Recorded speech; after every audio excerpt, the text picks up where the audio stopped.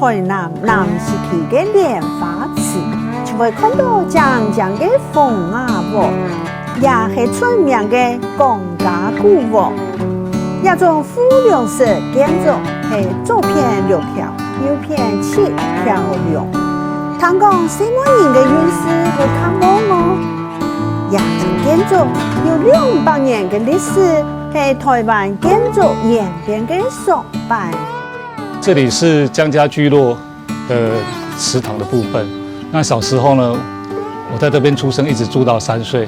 那我的母亲就在这里面卖刨冰，那养活我们一家3口，3个小孩子。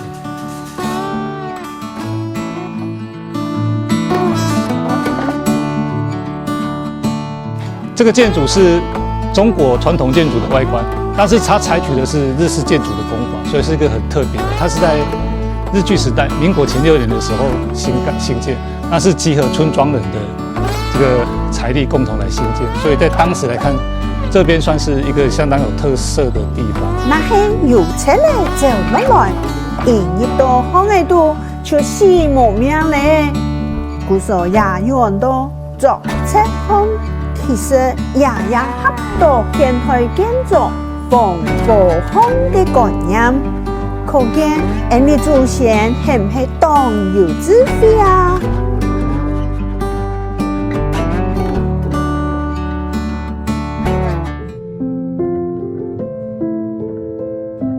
这间是目前保留最久的头钢厝。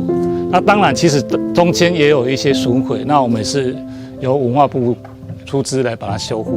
这个外墙壁啊，纯粹是由土砖来兴建。那冬暖夏凉，夏天的时候，里面的温度会比外面低3到5度。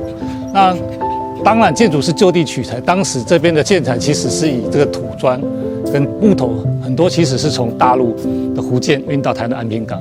那当时在用牛车去把它拖回来，所以说这个木头来讲是其实相当的珍贵，都保存超过上百年以上。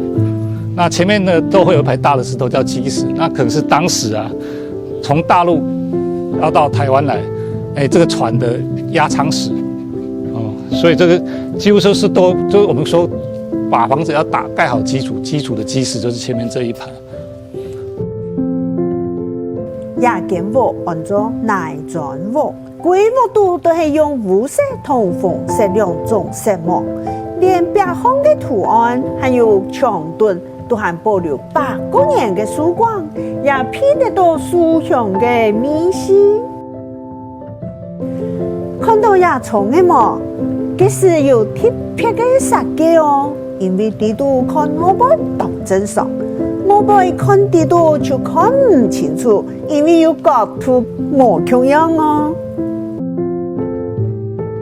我阿周在這邊蓋的房子哦，那這是最後一排護龍，護龍的屋數大概是3間、5間、7間、9間、11間，那這一間是11間的護龍，是最長的護龍，應該是台灣最長的一個房子哦。